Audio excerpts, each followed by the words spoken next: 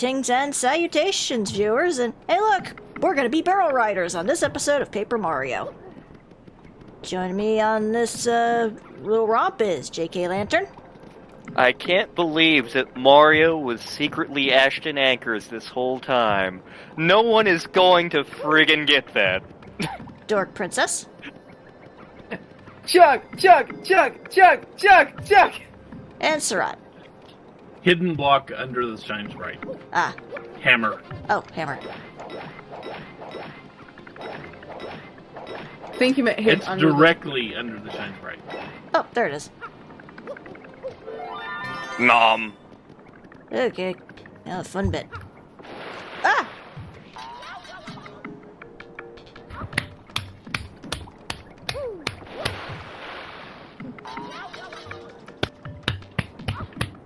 You might I'm gonna be need doing just this a give it lot, aren't second I? To settle for every time you jump on a barrel. Okay.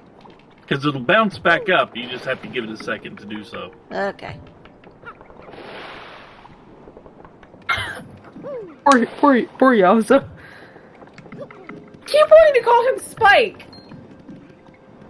I think, is Spike his default name? I can't remember. No, that's what Darby named him in his playthrough. And so that's what I'm the most used to. I think Default name is Mini Yoshi. Okay. It's 50. Don't want to waste God, that. I forgot about the Waka Pub. This game is gross. Oh, right.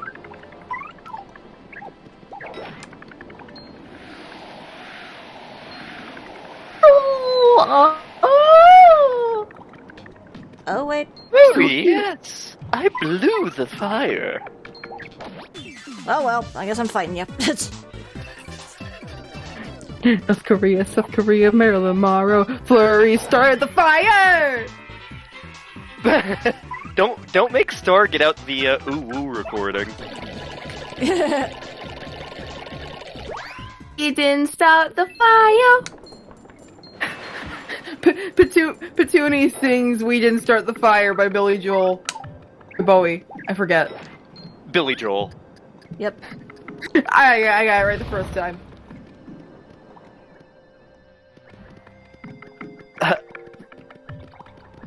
I more actually cannons up here, so Ah. if you want to, if you think you can do the timing, you can attack those first every time and hope they drop you hearts. Because if you attack them first, you'll basically beat them easily. Yeah. So you can attempt to farm hearts out of them. Which is not guaranteed. Yeah.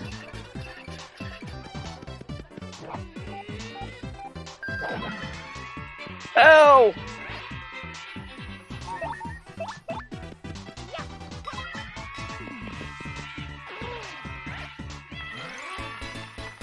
Oh, huh? Bullets, so many bullets.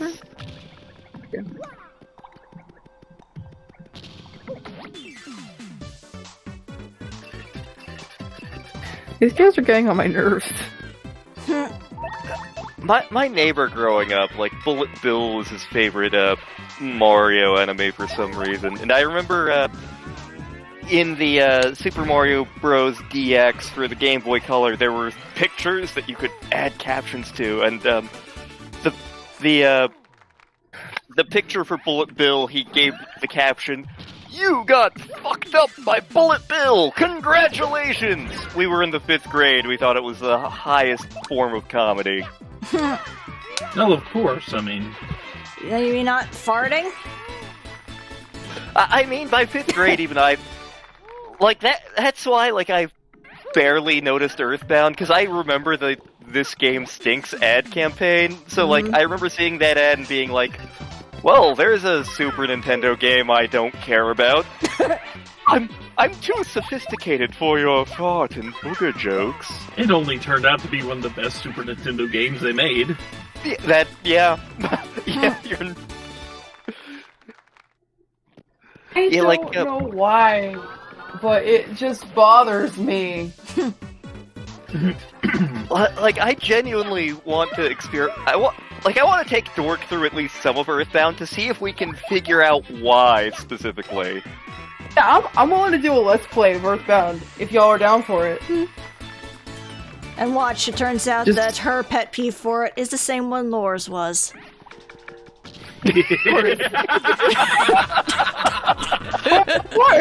I didn't finish it.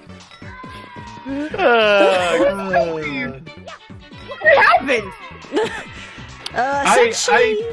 I did a Let's Play of Earthbound with Lorelei, and she'd never seen the game before. There was one very specific thing that just, over the course of the game, really started to get to her. Yeah, I tried watching that playthrough to, like, get into Earthbound. Didn't make it past the first episode because the fly would not shut up! Dude, just die already! That was the game you wanted that fly to stick around. Because I'm a terrible person, because I'm a terrible human being, when I was playing through Earthbound, like, Buzz is giving his final speech, and he's like, well, that's my last breath, but I guess if you really want me to, I can tell you again. Yes, I am going to keep you alive and suffering for as long as I possibly can. I mean, putting us both out of our misery.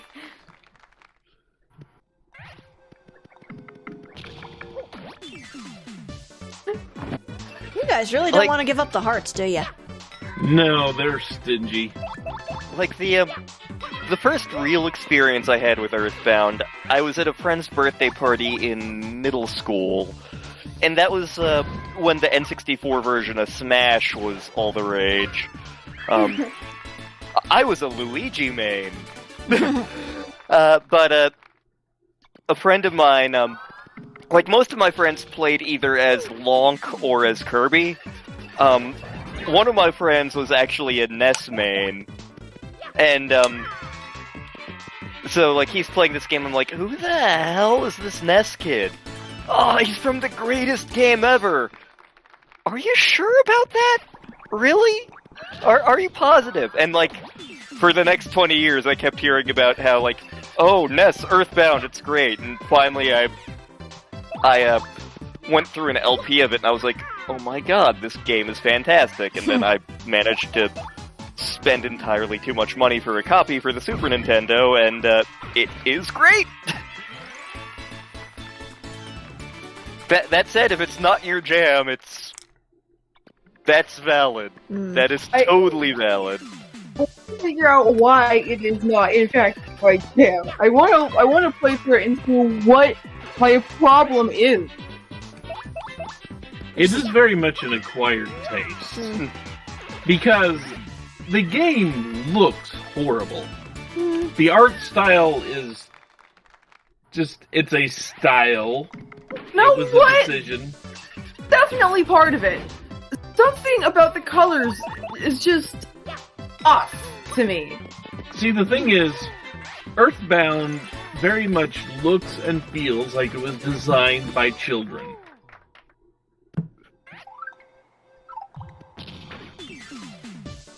Friggin' canon. Let's see it. I don't know if it's like too saturated or what, but it's just something's wrong. Just everything about it.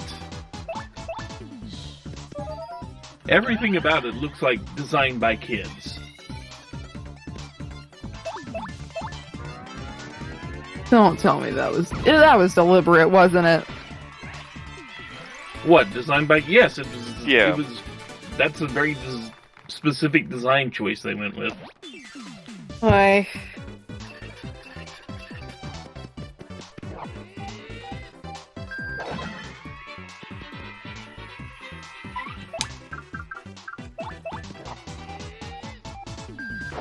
So when do we get a cannon? We've got the bomb. What more do you want? Pew, pew, pew.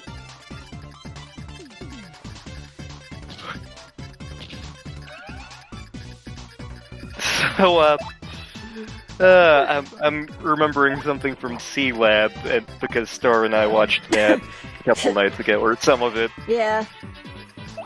The Bar Bobot! I couldn't find that episode online, unfortunately. The sequel to the robot discussion episode. How could there be a sequel? Everything blew up. Everything blows up like every episode, though.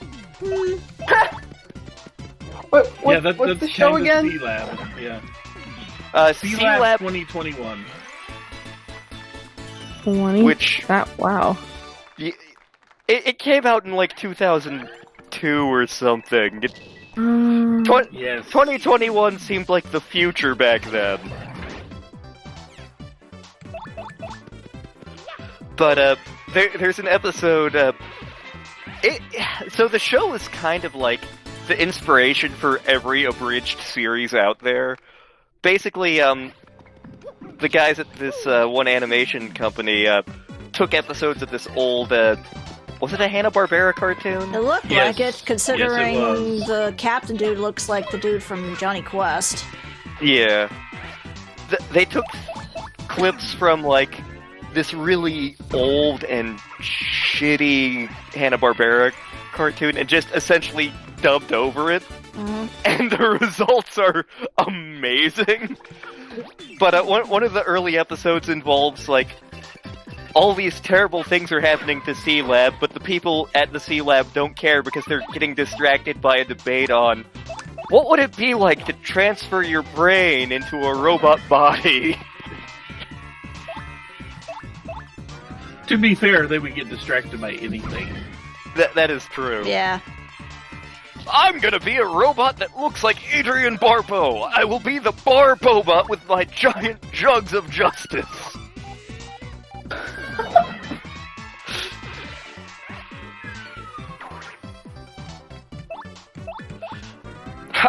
How come he gets to be a tiger bot if I have to be 5'0"?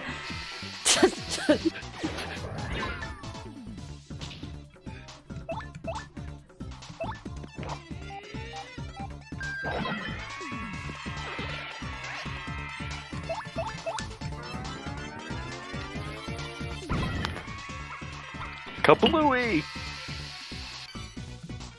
Oh, I was frozen today. I was frozen today! The funny thing is, I saw that movie before that clip became a meme. It was on Comedy Central when I was like 15 or something, so I can't remember what was going on that day, but that movie came on, and I turned to Courage and I was like, there's a movie with Hulk Hogan and Christopher Lloyd. Christopher Lloyd, yeah, and he's like, Courage was like, shit, we're watching this. So we watched it, and we loved every minute of it. What's the movie again? Suburban Commando. Oh. They're still not playing Afterburner correctly. They are not. I actually have my Genesis copy of Afterburner. It's a little glitchy, but... But it's still not Willy's Wonderland. But then again, what is? True. Thanks to Homestuck, I keep forgetting that Suburb has 2 U's in it. Spurb.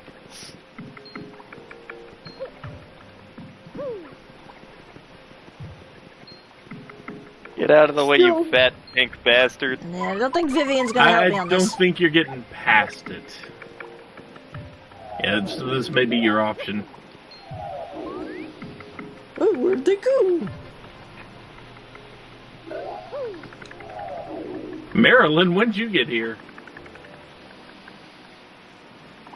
Oh. Go right. Your other right. Oh well, I tried. You're...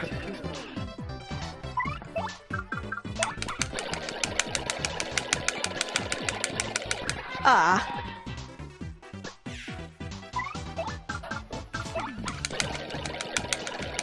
One more try. Get out of here, gang! Jinky Scoob! Scooby-Doo? Did you just say Jinkies as Shaggy? Yes. You should be mad, but that was actually an episode. Yo! Narf! Oh, sweet, sweet salvation. Thought no one would come. I'd given up. Hey, Shut up and curse me already. Spare you the prologue and just curse you already? Now, how did you know I was going to do that? Experience. I've played this game before. No, seriously, hang on a second. Can't you listen to my spiel for a little bit? No.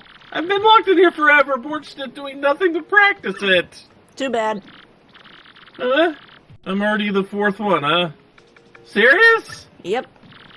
So, you know how this is all going to turn out. Yep. And... yeah, you're twisted, you know that? Okay, fine. You get the picture. Jeez. I want to see the face of some unlucky soul. Maybe sign a contract. Don't know. You just don't know. You know what the key looks like? Go find... some ghost has it. Go find it. Don't need the interface this time. There it is. Also Phew. badge off in the side if you see it. Okay.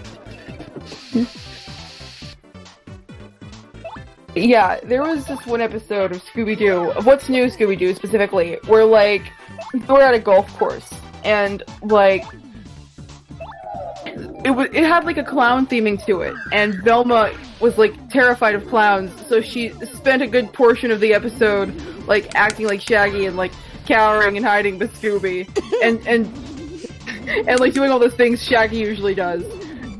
Shaggy, on the other hand, he's like, he was apparently like a pro golfer growing up. Well, not pro, but you know what I mean. It was a sport he took seriously. So like, he was so focused on like the game and stuff. He was not as like cowardly when like the whole monster thing showed up. Because yeah, surprise, the clown was a monster. So like, Shaggy and Velma sort of swap roles for the episode. Like They like turn back at the end when like the clown monster like eats Shaggy and Velma's like, okay, no, and like whacks him with a golf club.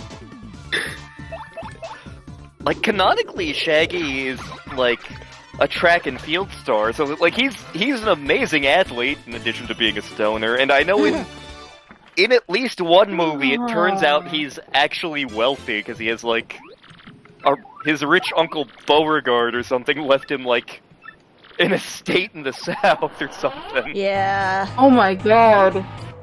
And also apparently... Beauregard. Fools. You fell into my trap, and now you will suffer. Yeah, I'm evil. We've done this before. You freaking spoiled it for me. You are the real monster.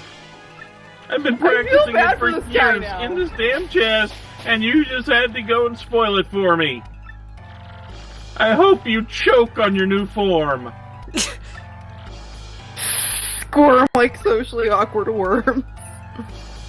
Okay, so this is you, the dirt, the worms inside of the dirt, Snatcher's stool. That kid and Snatcher. I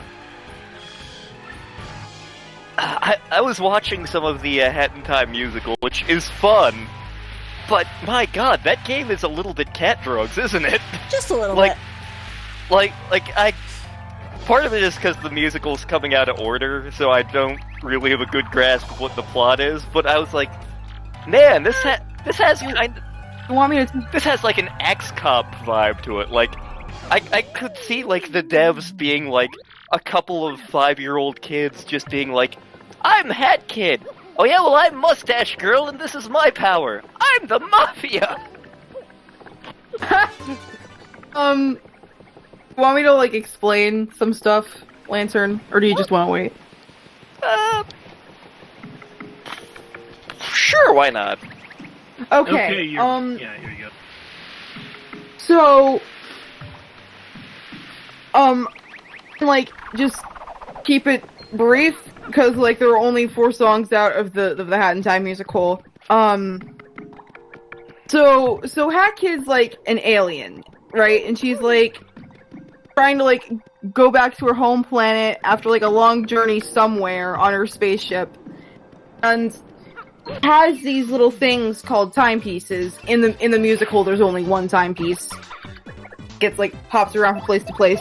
And, like, she gets too close to this one planet, and for some reason there's just this mafia that's, like, flying around in orbit.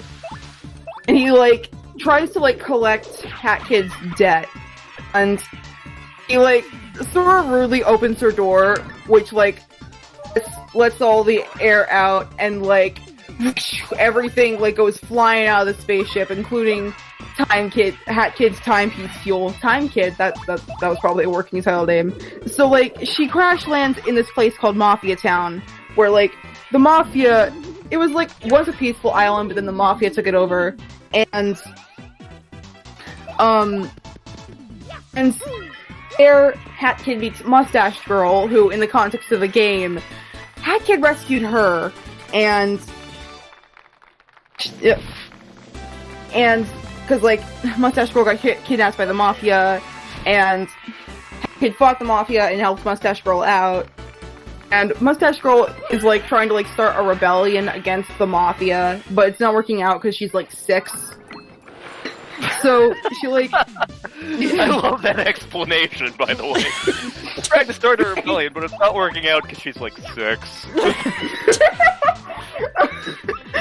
What makes it even funnier is that I play her in the musical. Yes, you do, and you're fabulous at it, by the way. Thank you very much. So yeah, she, like, enlists Hat Kid to help her, like, start this rebellion, take down, and they successfully, like, take down the Mafia.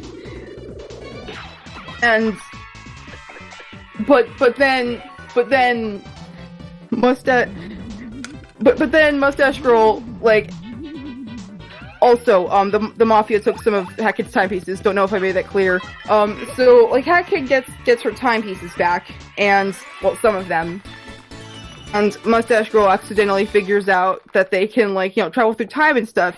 And she's like, I want to use this stuff to stop the Mafia from ever coming here. And Hat Kid's like, no, I need this for my rocket so I can go home. And Mustache is like, fine, then I'm just gonna work against you. I'm gonna collect all the timepieces for myself, and then we never see her again. Or do we? Dun, dun, dun. So that happens, and then it's just Hat Kid has to, like, run around the planet collecting all her timepieces, and one of these places includes, like, this movie studio where, like, there are these 2 dueling directors who are, like, trying to, like, win a movie award, and they both enlist Hat Kid to help them with their movies, because that's totally how it works. And yeah, and the conductors, and that's all I'm gonna cover right now, because the DJ Grooves' stuff hasn't come out yet. The conductors' movies is this high action, like, train rush thing where, like, Hat Kid has to stop a bomb from going off on the train. And this game is cat drugs. Okay, the progress Kinda. is going up the cliff. Oh, okay.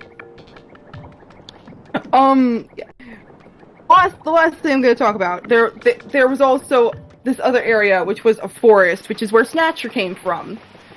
And he's like, Hat Kid, like, gets caught up in one of his traps, and he's like, okay, so I'm just gonna have you, like, do all this stuff for me, and I'm gonna keep your soul in the meantime. Why? Because I feel like it. And you have no say in this. Go out there, little errand boy, girl, whatever. Non-binary, I don't give a crap. Hat Kid's a girl. But one of the errands he has her do is, You can go to the right.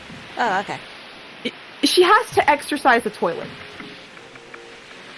We are playing Banjo-Kazooie now. Got it. Yes, that's literally one of the levels. One of the boss fights is a haunted outhouse. There's always a secret behind the waterfall. Yep. Extra defense for the partners. That's always helpful. And I'm sure it will be helpful in the next exciting episode. Yes. I was going to say, we've been going a little while, haven't we? A little bit, but we did it. We're here, and we are a boat. So, until next time, sail on, everybody. Sail on, sail on, I'm sailor. sailing away. There are two types of people. Set an open course for the Virgin Sea.